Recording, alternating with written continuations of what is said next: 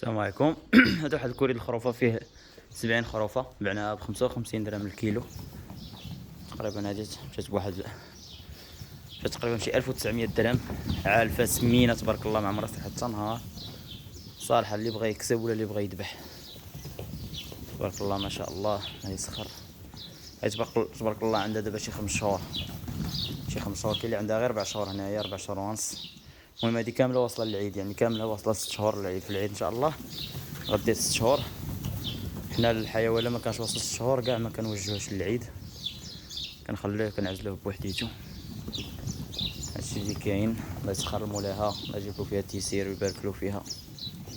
صالحه كما قلت لكم، كسيبه وذبيح وصليخ وشوا ولواو صوصيط كوطليط اللي بغيتي. فتاوى تبارك الله. هادي الحماة على تفوير، هادي بالفاخر الطيب. مازال تبارك الله تعلف وتزيد. هادي مازال اللي بغى ياخدها يزيد يعلفها، مازال تزيد واحد 5 كيلو 6 كيلو تقريبا. دير واحد المويه كيما قلت لكم ديال 35 كيلو تقريبا اللي غادي دير. الله يسخر مولاها.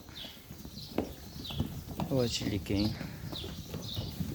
الفيديو الصعب في واحد الفيديو كنت وريتكم الكوري، ها واحد الكوري شاطنا رديناه مكازا كاع، يعني تقدر ديرو تستوكي فيه العلف ديالك ولا شي حاجه. هذا ما كان، والصلاة والسلام على رسول الله صلى الله عليه وسلم. السلام عليكم ورحمة الله وبركاته.